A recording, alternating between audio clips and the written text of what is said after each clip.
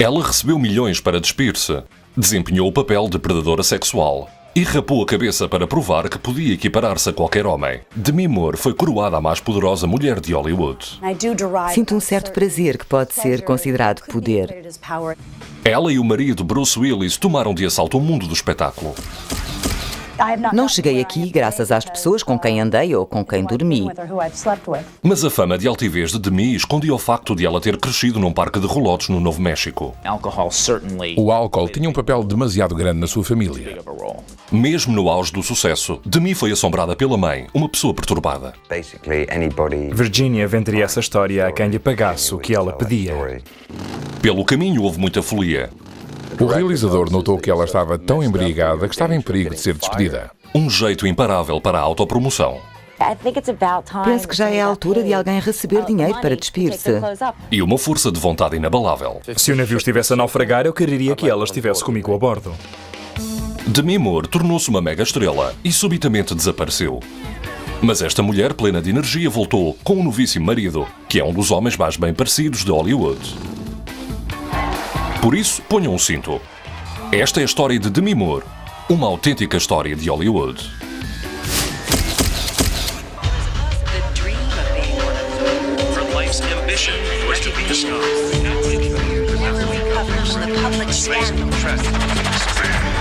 A verdadeira história de Hollywood.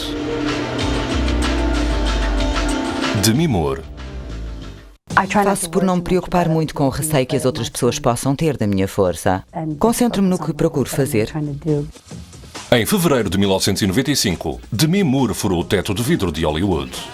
A atriz, com 32 anos, tornou-se a primeira a receber 12 milhões e meio de dólares para entrar num filme. Demi considerou que valia todos os cêntimos desta quantia. A crítica de cinema Thelma Adams, da revista US Weekly. Quando pensamos na Demi Moore, pensamos na sua coragem e ainda na determinação que a tornaram conhecida. A energia e a ambição ferozes de Moore alimentaram o seu desejo de ter uma vida melhor do que tinha tido em pequena. Scott Brown, da Entertainment Weekly. Muitas pessoas que vivem diante das câmaras creem que, controlando a sua imagem e o que as rodeia, se compensam, de certo modo, do que não tiveram antes de serem conhecidas, quando levavam uma vida sem sentido. Ela teve uma infância muito difícil. Demi Moore nasceu Demetria Jean Gwynnes em 11 de novembro de 1962 em Roswell, Novo México, a cidade onde se diz que em 1947 pousaram extraterrestres. Os primórdios da vida de Demi foram sombrios como qualquer enredo de ficção científica. Nigel Goodall é o autor do livro Demi Moore, a mais poderosa mulher de Hollywood. Demi era de uma família muito pobre. Foi assim que viveu a parte inicial da sua infância. Ela nasceu num parque de relotes. Demi também enfrentou desafios físicos desde que nasceu. Sofria de uma doença renal crónica e tinha um olho estrábico. Durante muito tempo ela usou uma venda preta, na esperança de que esse olho se corrigisse. Virginia, a mãe, e Danny, o pai, eram muito dados à bebida e à vida desregrada. A mãe estava sempre metida em algum sarilho e era alcoólica. Estava quase sempre embriagada. Lorenzo Bennett, da revista People. O álcool tinha um papel demasiado grande naquela família. A Virginia também fumava sem parar. Foi um vício que, infelizmente, a Demi apanhou. Danny era um vendedor de anúncios de jornais que se mudou com a família mais de 30 vezes. Estava sempre a pensar num modo qualquer de enriquecer rapidamente. Ele era como a mulher, bebia muito. A relação de Demi com o pai não era muito boa. Quando havia dinheiro, havia, mas quando escasseava, era gasto no jogo. Não creio que fosse uma infância feliz. Para ela deve ter sido muito infeliz, sempre a mudar de sítio. Aprendemos rapidamente a ler as pessoas. Assim, eu desempenhava papéis e, ao mesmo tempo, tentava encontrar-me. Mas isso é difícil para quem esteja sempre a mudar-se. Eu não ficava mais de 6 meses no mesmo sítio. Michael Musto, colunista da Village Voice. A infância de Demi foi realmente difícil, com o alcoolismo dos pais e as constantes mudanças. Ela procurava sempre alguém que a amparasse. Demi tentava adaptar-se a cada nova escola, fazia amigos e perdia-os rapidamente. Tinha de aprender muito depressa a enquadrar-se. Ia quase mudar de maneira de ser para não ser vista como a miúda do parque de rolotes. Ir para uma nova escola era como ir prestar uma prova. Eu nunca sabia se gostariam de mim, se me enquadraria, se tinha o penteado certo, se levava os sapatos adequados. Uma pessoa assim não sabe quem é. Eu não sabia, sempre a mudar de sítio. Demi era também insegura quanto ao seu aspecto. Ela pensava muito no seu aspecto e receava que as outras crianças se rissem dela por causa do problema do estrabismo. Demi devia sentir-se muito insegura devido ao estrabismo. Devia sentir-se ridícula ou marginalizada quando estava com os amigos. E era-lhe muito difícil adaptar-se à escola. Eu era sempre a que procurava desesperadamente parecer uma rapariga. Tinha sido sempre um tanto arrapazada. Percebia que ninguém olhava para mim, mas sim para as raparigas mais bem feitas. Foi a primeira vez que tive consciência disso. Em 1973, Demi e a família mudaram-se do Novo México para a parte oriental do estado de Pensilvânia. O pai, Danny, conseguiu emprego como assistente de redação no jornal local, mas não foi uma época feliz. Uma criança a viver numa família em que haja constantemente discussões devido ao álcool pode ser descrita como maltratada, pois não tem um bom ambiente para crescer. As brigas eram insuportáveis para todos os familiares de Demi. Os pais divorciaram-se em 1973, mas reconciliaram-se e tornaram a casar-se alguns meses depois. Demi passou por todo este drama. A sua infância foi sempre um alvoroço. Ela talvez não soubesse em quem confiar, nem quem gostava dela e quem não gostava. Em fins de 1974, Danny tentou dar mais estabilidade a Demi e ao irmão. Comprou uma casa em Fallowfield, Pensilvânia. Porém, pouco depois, Danny e Virginia pediam novamente o divórcio, em 18 de abril de 1975. A chamada vida familiar de Demi, ou a pouca que havia, desfez-se. Richard Johnson, editor do New York Post. Ela nunca teve uma boa figura paterna, alguém que lhe servisse de exemplo, e nunca viu os pais darem-se bem. Por isso, talvez dificilmente imagine como é, pois nunca teve uma família que funcionasse bem. Um dia, Demi procurou os pertences de Virginia. Na gaveta da mãe, ela encontrou uma certidão de casamento com um homem da Força Aérea chamado Charles Harmon, que confirmava que o seu pai era Charles Harmon e não Danny Gaines. Virginia tinha conhecido Charles Harmon no Texas em 1962. Estiveram casados 2 meses. O Charles e a Virginia acabaram tudo quando a Virginia estava grávida da Demi. Conheceu Dan e este adotou a Demi. A Demi não sabia que o Dan não era o seu pai, o que talvez tenha causado muitos problemas. Penso que depois de descobrir que o pai era Charles Harmon, a relação dela com a mãe se deteriorou ainda mais, porque ela se sentiu traída por lhe terem escondido a verdade. Esta sensação de traição foi ainda maior porque o resto da família sabia de tudo. Mas a Demi não. E ela viu que todos lhe tinham mentido. Podemos perceber perfeitamente que se sentisse traída. Em 1975, Demi, com 13 anos, conheceu Charles Harmon. Mas mais tarde contou à revista Vanity Fair que depois daquela visita não quis tornar a ver o seu verdadeiro pai. Por motivos desconhecidos, ela considerou isso estranho. Não aconteceu mais nada. A relação não teve seguimento. Em 1976, Virginia, Demi e o irmão mais novo desta, Morgan, mudaram-se para a parte ocidental de Hollywood, na Califórnia, em busca de uma vida nova e, se possível, melhor. Tinham pouco dinheiro e moravam num apartamento barato. Uma jovem atriz que morava no mesmo prédio ofereceu a Demi o que ela não contava encontrar: esperança. Ela dizia que tinha de fazer algo de muito importante. A infância de Demi Moore tinha sido perturbada pela mágoa, pela perda e pelos enganos. Em 1976, a adolescente não tinha nada. Esperava encontrar alguma coisa. Demi e a família viviam num prédio degradado da parte ocidental de Hollywood. Uma das vizinhas era uma atriz alemã de 16 anos chamada Nastasia Kinski. Ela era aguerrida, se for esta a palavra correta. e ao mesmo tempo meiga, e era determinada e curiosa por tudo. Naquela altura, a Natasha recebia muitos guiões de filmes e a Demi ajudava a lê-los, fosse para um papel num filme, fosse para ensaiar um papel. E foi a partir daí que a Demi percebeu que era aquilo que queria fazer. Gostávamos muito uma da outra. Ela queria ser atriz. Falávamos muito disso e de cinema e de teatro. Quando falava disto, ela ficava muito entusiasmada. Eu sentia que ela talvez viesse mesmo a ser atriz. Demi e Nastasia tornaram-se amigas. Íamos à escola de dança, cuidávamos bem de nós, fazíamos exercício, comíamos bem, usávamos produtos de beleza, cuidávamos do cabelo, consumíamos alimentos saudáveis, levantávamos-nos cedo e aproveitávamos os dias. Demi escondeu da maioria dos amigos e da família o sonho de vir a ser atriz. A Demi queria que só soubesse quando pudesse provar que era capaz de ser atriz. Talvez receasse que se rissem dela. Como na escola tinha sido marginalizada, talvez quisesse esperar para provar às pessoas que tinha vencido.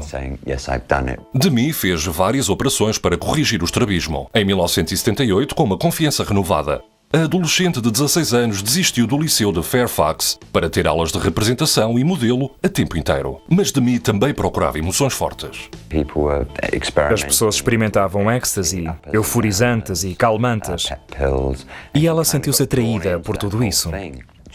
Passava muito tempo em festas.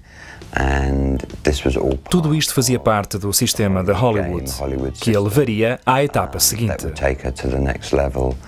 A Demi gostava de divertir-se, reconhecia que ia a muitas festas, ouvia rock and roll e tudo mais. Portanto, a vida da jovem Demi estava a acelerar talvez demasiado. A mãe de Demi também gostava de divertir-se, e os acessos de embriaguez de Virgínia causavam problemas. Em casa, Demi impôs-se. As nossas mães eram muito importantes na nossa vida. Tínhamos isso em comum. Creio que tínhamos tendência para proteger as nossas mães. Julgo que ela sinta que se deve responsabilizar por todas as pessoas que a rodeiam. Ela é assim. Demi conseguiu emprego como cobradora de faturas. Quem recebesse um telefonema de alguém com uma voz rouca e grave como a dela, ou ficaria muito agradado, ou quereria pagar logo o que devia. Foi uma experiência que me preparou para os muitos telefonemas que tenho de fazer atualmente, já que usava todos os meus recursos vocais, ainda que só tivesse 14 ou 15 anos. Creio que eles aproveitaram a minha voz grave para que as pessoas que recebiam aqueles telefonemas acreditassem em mim. Demi trabalhava muito, divertia-se ainda mais e nunca perdeu de vista as suas ambições de carreira. A Demi tinha liberdade para fazer o que quisesse e para concretizar o seu sonho. Não seria a mãe a impedi-la. Ela era independente, fazíamos tudo sem ajuda. Não sei se pensávamos que podíamos correr algum perigo. Andávamos sozinhas na cidade a fazer muitas coisas e éramos muito independentes. Mas, como disse, ela era meiga, forte, enérgica e tinha curiosidade por tudo. No início de 1979, Demi conheceu o vocalista de um promissor grupo de rock num clube de Sunset Boulevard. Freddie Moore era o vocalista dos Cats e a MTV tinha reparado no seu conjunto. Lonnie Spector, que era o fotógrafo do grupo, tornou-se grande amigo de Freddie e Demi. Em Hollywood, a opinião generalizada era que os Cats conseguiriam um contrato.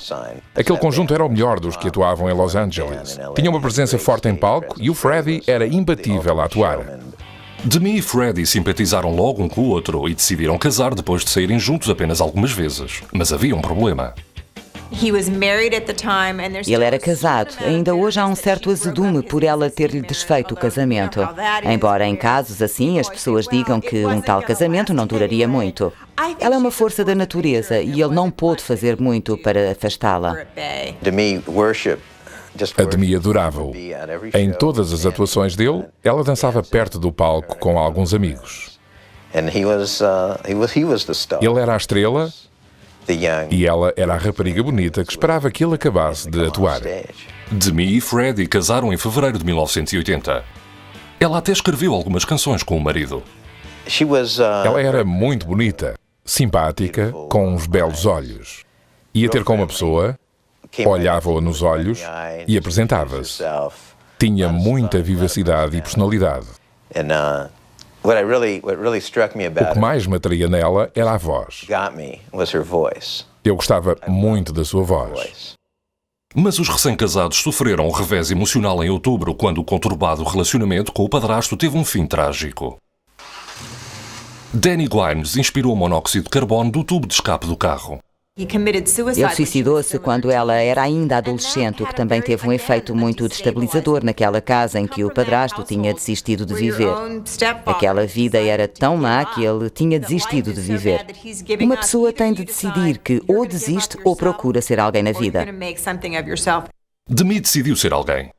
Para ganhar algum dinheiro, posou para algumas fotografias ousadas na edição de janeiro de 1981 da revista erótica Oui. Com as fotografias da Wii, em que ela aparecia com pouquíssima roupa, ela sentiu que avançaria mais um passo rumo aos filmes de Hollywood. Mas como havia muitas outras raparigas a serem fotografadas em poses provocantes, não avançou como queria. As provas de Demi para a atriz começaram a compensar. Em março de 1982, a telenovela General Hospital procurava uma atriz para um novo papel. Ela prestou provas e ficou à frente de centenas de outras atrizes por ter aquela personalidade e aquele visual com cabelos compridos. Agradou logo e conseguiu o papel. General Hospital foi uma grande oportunidade para a Demi. Tinha um enredo muito interessante e ela tinha um papel importante. Subitamente ela começou a ganhar muito dinheiro. Tinha passado de esposa desconhecida de Freddie Moore a mulher que tinha emprego, que era atriz, que ganhava. Ela pegou logo nesse dinheiro e começou a divertir-se. Demi encontrou um mundo maior para divertir-se, com novos interesses e pessoas mais poderosas.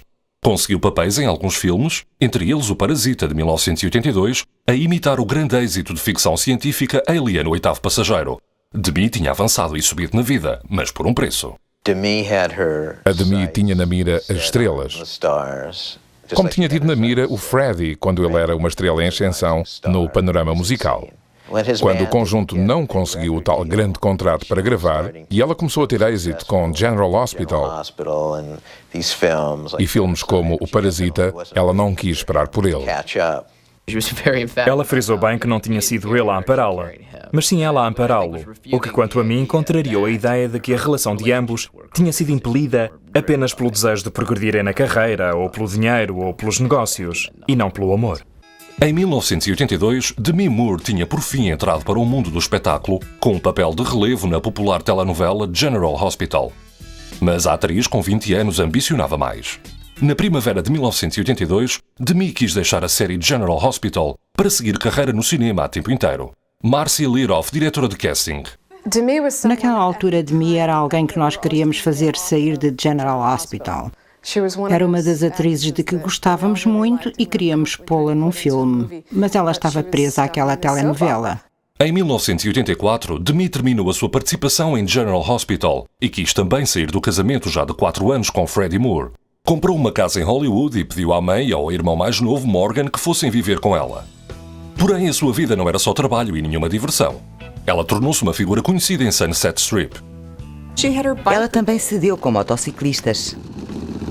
Antes de perceber que teria êxito, houve um período em que só ganhava dinheiro.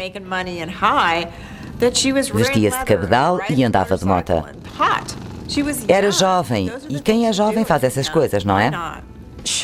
Era uma mulher forte, que na minha opinião tinha aptidões para representar.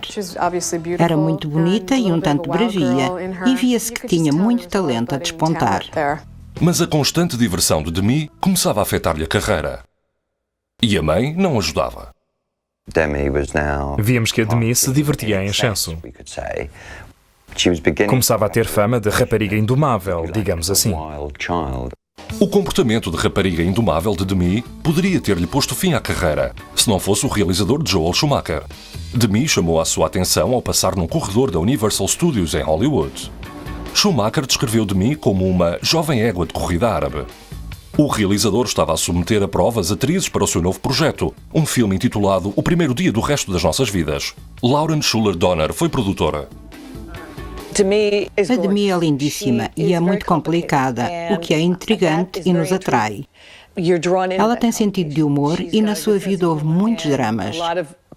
Isto permanece escondido, mas é interessante. E penso que é também muito atrativo. Demi ganhou a centenas de outras atrizes que queriam um papel no filme. Fez o papel de Jules, uma mulher com um vício secreto em cocaína. Jules era uma personagem muito complicada e nós sentimos que ela tinha talento e aptidão para transmitir isso ao público. Mesmo que eu faça uma personagem sem saber ao certo o que ela tem em comum comigo, descubro que tem algo de mim e que eu e ela nos conjugamos. Jules, a rapariga do primeiro dia do resto das nossas vidas, tinha algo com que eu me identificava. O papel tinha também uma perturbante semelhança com a vida de Demi. Um dia, ela chegou às filmagens embriagada. Schumacher fez-lhe um ultimato. Ou se emendava, ou ia-se embora. Carl Kurlander, o argumentista do filme. Ela tinha tido uma vida mais acidentada. E Joel, que também tinha tido uma juventude acidentada ou desregrada, reconheceu isso. E disse que naquele filme não haveria tal coisa. Penso que foi como que um aviso. Uma jovem atriz consegue por fim um bom papel num filme, mas o realizador nota que ela está tão embriagada que corre o risco de ser despedida. Ela deve ter percebido que estava quase a estragar tudo, que estava quase a perder a carreira, antes mesmo de iniciá-la. Demi aceitou passar por um programa de reabilitação. Poucos dias depois, regressou sóbria às filmagens. O que foi espantoso foi ela ter canalizado toda a sua energia indomável para ser uma grande atriz e controlar ela mesma a sua vida. Isso notou-se porque ela era imparável. Mas as mudanças não acabaram aqui. Ela passou por uma grande transformação durante o primeiro dia do resto das nossas vidas. Tinha um sentido de missão e uma energia que eu considerei incríveis. Por isso era curioso ela ser alguém que tinha tido uma vida muito desregrada, em busca de algo, que é exatamente o que acontece a Jules no filme. Ao encontrar um rumo na vida, Demi também encontrou um novo amor. O ator com quem contracenava em O Primeiro Dia do Resto das Nossas Vidas, Emílio Esteves. Já perto do fim das filmagens, tornou-se claro para mim e para mais algumas pessoas que o Emílio e a Demi andavam juntos. Ela e Emílio Esteves andavam um com o outro. Era um par bonito. À superfície tudo parecia correr como ela queria. Emílio provinha de uma família de Hollywood bem estabelecida. O pai era o ator Martin Sheen e o irmão mais novo, Charlie, já desempenhava papéis importantes em filmes. Demi ficou impressionada com a linhagem de Emílio. Ela procurava alguém que fosse jovem e tivesse êxito. Esse alguém foi o filho de Martin Sheen, que tinha muitos conhecimentos em Hollywood. Assim, ela, que era uma desconhecida de Roswell, Novo México, entrou para o mais exclusivo dos grupos exclusivos de Hollywood. Que mais podia pedir? Tanto Demi como Emílio tornaram-se estrelas de uma nova geração, com a estreia de O Primeiro Dia do Resto das Nossas Vidas, em maio de 1985. Eles e o resto do elenco, que incluía Rob Lowe, Judd Nelson e Ali Sheedy, foram apelidados de Brad Pack, ou Fedelhos. Mick Lazal, crítico do San Francisco Chronicle. Em todas as gerações, há alguém que tem a sorte de encarnar um certo tipo de mentalidade. Demi encarnava todo o espírito de uma jovem de meados da década de 80, mas em Hollywood continuava a ser alguém de fora que queria entrar. Ela era a tal do parque de roulotes. A Ali Sheedy era filha de um agente e o Emílio Esteves era filho do Martin Sheen. Subitamente ela estava com as pessoas que tinham tido as melhores oportunidades na vida, que apareciam nas capas das revistas, que estavam em voga e que eram um grupo, uma geração. Isso é muito entusiasmante. Apareceram mais papéis a Demi. Ela entrou nas comédias românticas, Lembras-te da Última Noite e Um Verão Louco. Mas Moore não queria ser atriz de um único tipo de papéis. Penso que a sua primeira tarefa como atriz séria em Hollywood foi afastar-se do Brad Pack. Não pertenço a nenhum clube chamado Os Fedelhos, nem vou a reuniões. A relação de Demi com Emílio Esteves ligou ainda mais ao grupo. Mesmo assim, os dois decidiram casar em dezembro de 1986. Foram enviados convites para o casamento.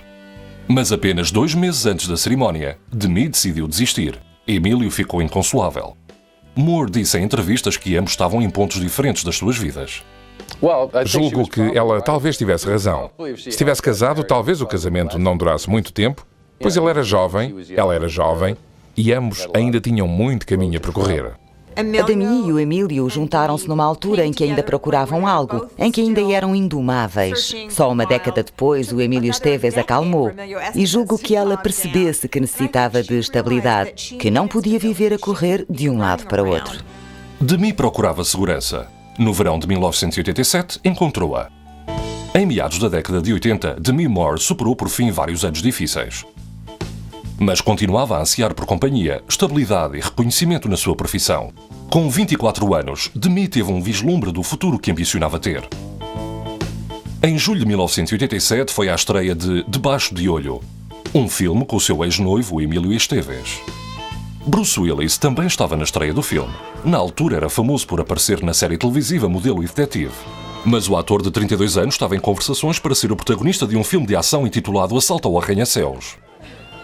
Quando se conheceram, o Bruce Willis estava perto de tornar-se uma estrela de primeira grandeza.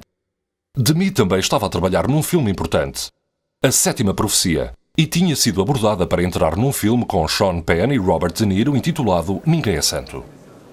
A Demi e o Bruce eram duas estrelas de cinema em voga e atraentes. Naquela altura parecia quase inevitável virem a conhecer-se. Eram quase as versões masculinas e femininas um do outro. Mas para Bruce e Demi não foi amor à primeira vista. Quando a Demi e o Bruce se conheceram, ele ainda gostava muito de divertir-se. Ainda era indomável, enquanto que ela já tinha passado essa fase. Entre os dois, não saltou logo a centelha. Ela disse isto em várias entrevistas. Na altura, ele era conhecido por gostar muito de diversão. E ela também tinha fama de ser assim. O mais curioso é que a Demi não ficou muito impressionada com o Bruce Willis quando o conheceu pessoalmente. E o interesse que o Bruce sentiu pela Demi talvez não fosse maior. Ele estava habituado a que as jovens estrelas lhe caíssem aos pés. A insistência de Bruce com Demi acabou por compensar, e os dois começaram a sair juntos. Ambos tinham tido uma infância dura, com inícios difíceis, e julgo que cada um viu no outro a mesma ambição. E isso levou-os a querer relacionar-se mais aprofundadamente. O Bruce e a Demi eram feitos um para o outro. Julgo que tivessem um relacionamento sexual e físico muito forte e poderoso e que se divertissem muito juntos.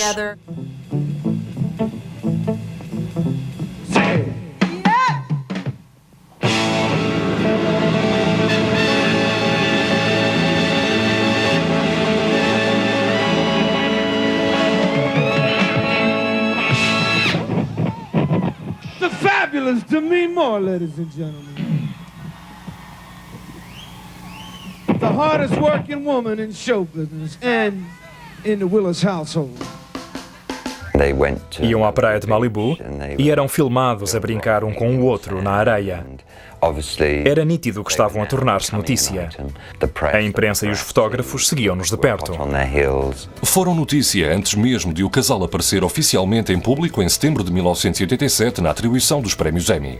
Os colunistas de Mexericos disseram que não havia uma relação convicta, de que Demi era apenas mais uma das conquistas de Bruce.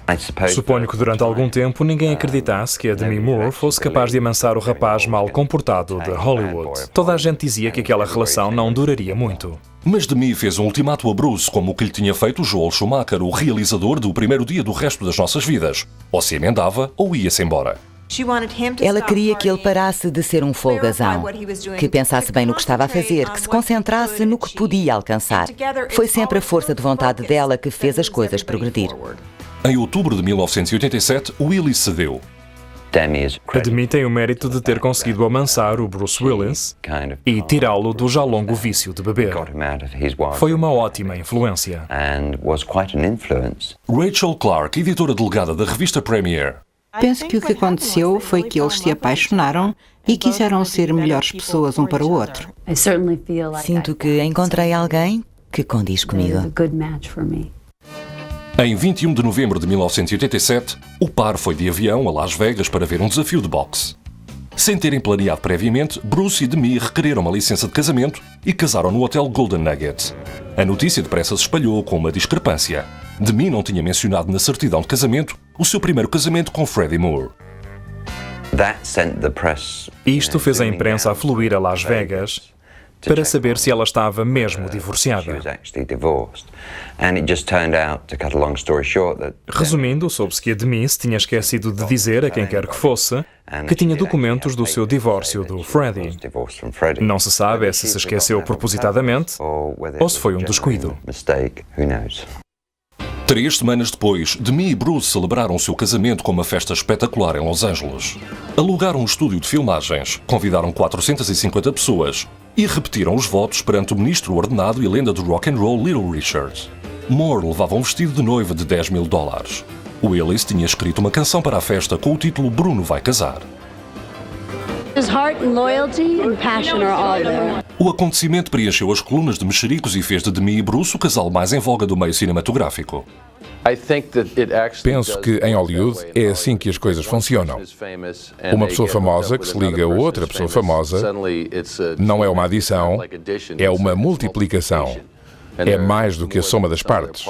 Ambas se tornam super famosas. Houve quem visse isto. Por exemplo, a Ali Sheedy, amiga de longa data da Demi, viu isto como um trampolim para a Demi, que tinha iniciado uma relação conhecida de todos, que lhe ajudaria a carreira e consolidaria o seu lugar na realeza de Hollywood. Não cheguei aqui graças às pessoas com quem andei ou com quem dormi, nem creio que se possa dizer tal coisa de mim. Desde que eu saiba a verdade, não me importa o que escrevem. Para Demi e Bruce, a atenção dos meios de informação era uma faca de 2 gumes. A imprensa começou a esmiuçar o Bruce e a Demi. Eles eram muito conhecidos e tinham grande popularidade. Quando há alguém assim, a imprensa gosta de poder dizer mal. Penso que, como figuras públicas que somos, estamos sempre sujeitos a críticas e a juízos. Devemos procurar caminhar de cabeça erguida e superar isso. Ainda que por vezes nos custe, não podemos deixar que isso nos atrapalhe.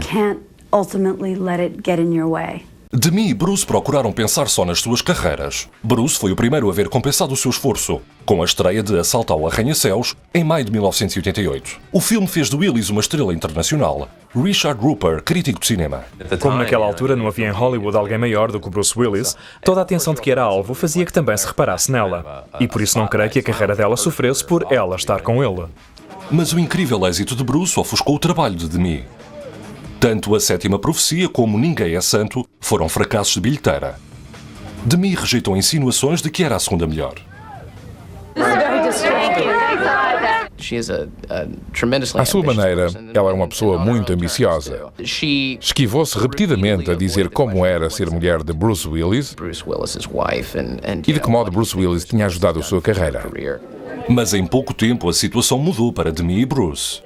Em 1988, o marido de Demi Moore, Bruce Willis, tornou-se uma superestrela depois da estreia do thriller de ação Assalto ao Arranha-Céus.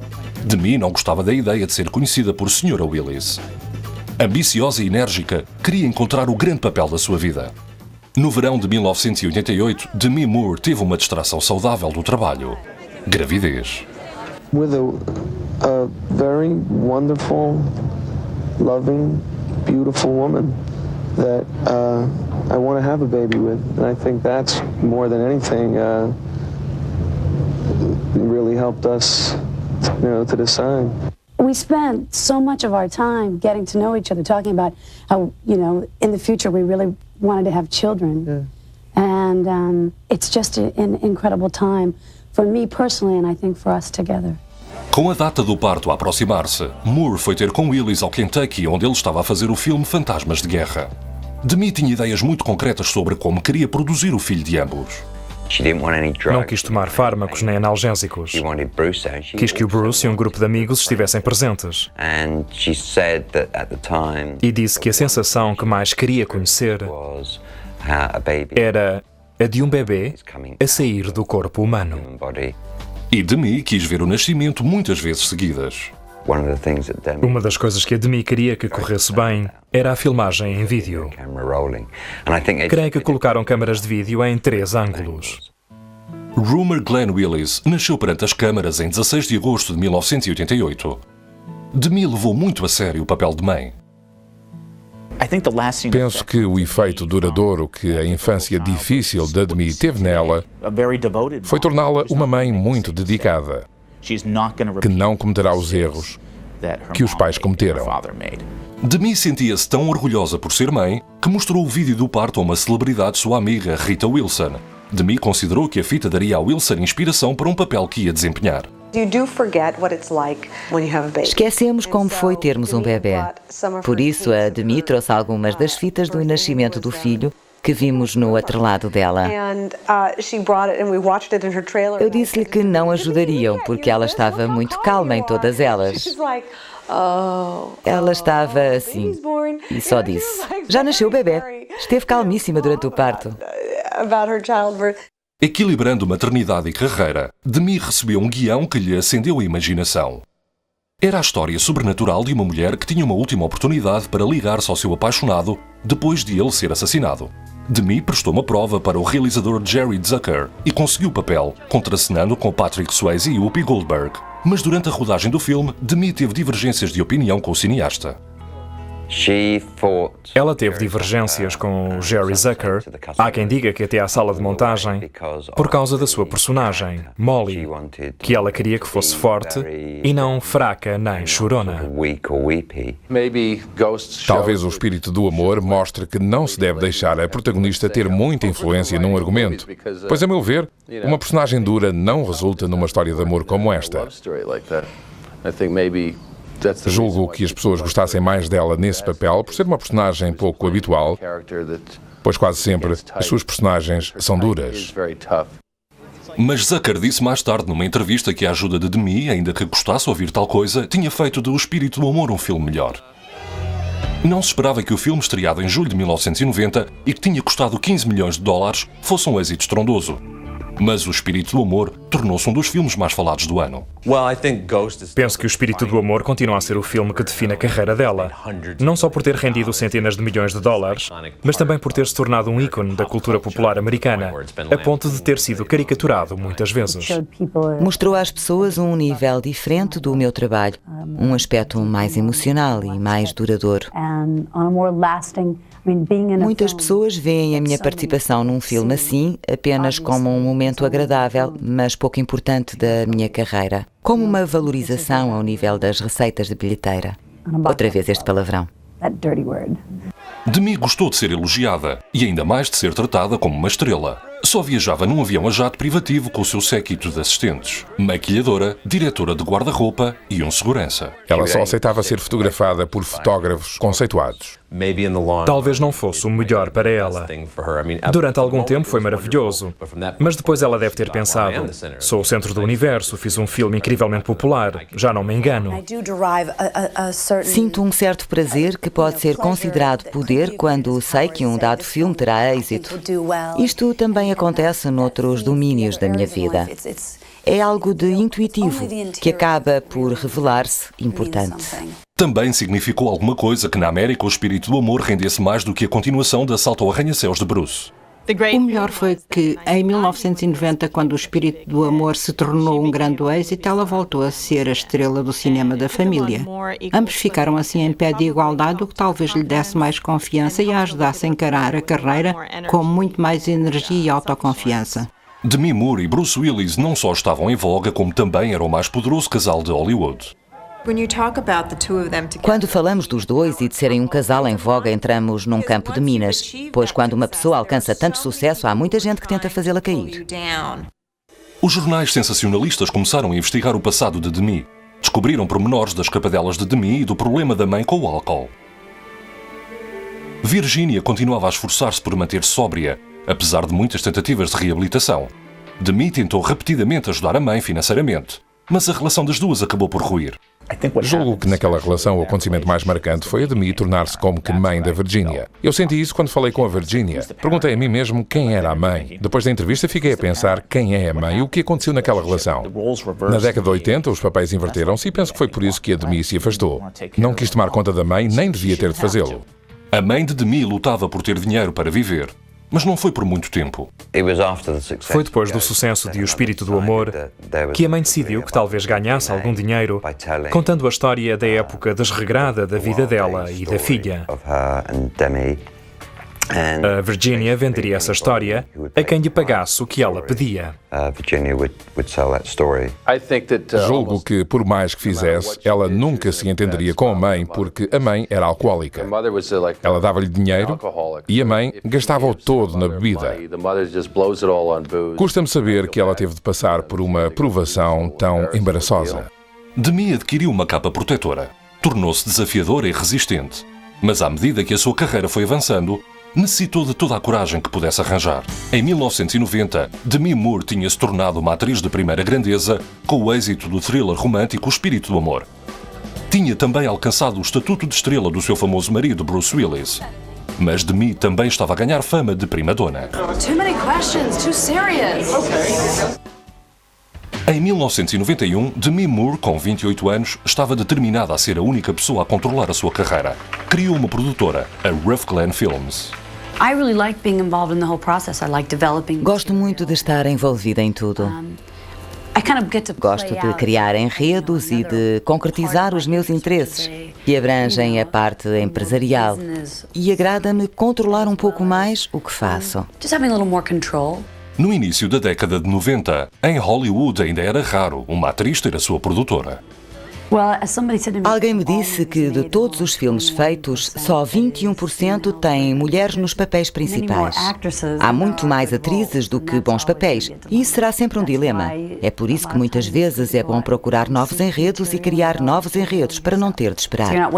Isto tornou-se um exemplo para outras atrizes. Se uma atriz tiver um certo grau de sucesso, a primeira coisa que faz é criar uma produtora. O primeiro projeto de Demi foi Pensamentos Mortais. Contracenava com o marido neste thriller sem interesse. Talvez seja por isso que não fizeram mais filmes juntos, pois não creio que alguém visse Pensamentos Mortais. É como uma pergunta do jogo Trivial Pursuit. Demi gostou do seu papel de produtora e estava determinada a vencer. Penso que, mais uma vez, tem a ver com o seu desejo de controlar a sua imagem e a sua carreira. Não creio que ela alguma vez quisesse outra pessoa a puxar os cordelinhos. Sempre se viu como quem ditaria o seu percurso em Hollywood. Demi não produziu o seu projeto seguinte, A Mulher do Homem do Talho, mas tinha ideias próprias a respeito de trabalhar com o realizador estreante Terry Hughes. Ela não é do tipo que lhes dá o que eles querem. Sim, sou uma perfeccionista e a pessoa que mais se empenha sou eu. Mas o estúdio estava apostado em empenhar-se no futuro do filme.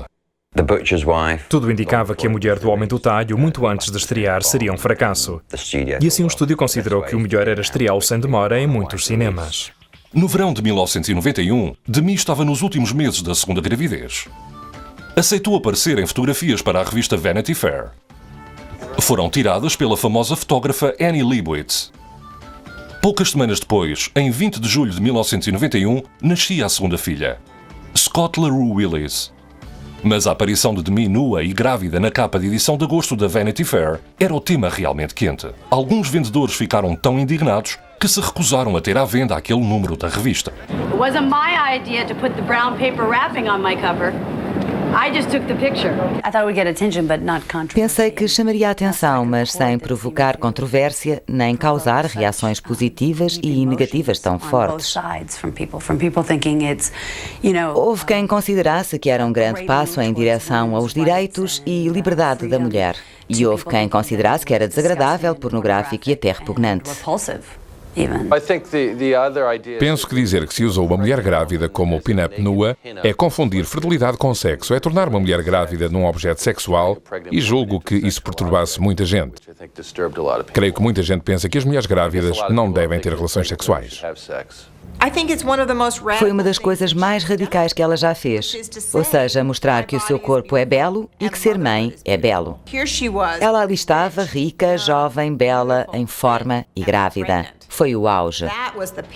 Penso que a capa da Vanity Fair foi como que uma revolução para as atrizes de Hollywood. Foi uma nova etapa em usar os meios de informação em seu proveito. Penso que ela controlou assim a sua imagem, usando tudo o que tinha, e isso deu uma história. São mais as pessoas que se lembram dessa capa da Vanity Fair do que as que se lembram do filme A Mulher do Homem do Talho. Mais uma vez, Demi tinha dado o tom em Hollywood. the pregnant Demi Moore. Em Hollywood diziam às atrizes grávidas que se afastassem até terem os bebês, que depois voltassem. Como a única imagem, a Demi Moore mostrou que ficava bem estar grávida.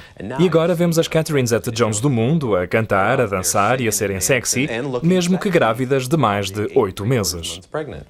Em outubro de 1991, Demi e Bruce encontraram outro veículo para se promoverem. Tornaram-se sócios de Arnold Schwarzenegger e de Sylvester Stallone, numa rede de restaurantes chamada Planet Hollywood. Todas as inaugurações atraíram uma horda de fotógrafos.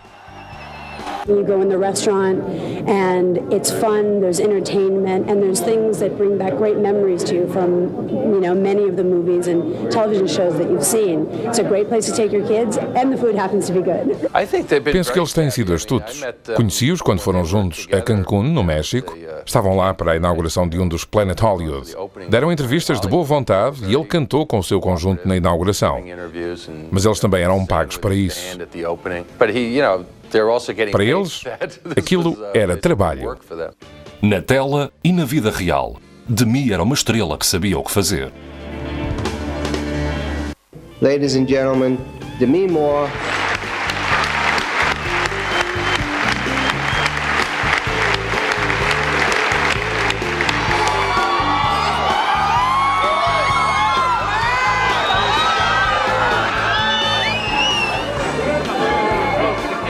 Versão portuguesa via satélite.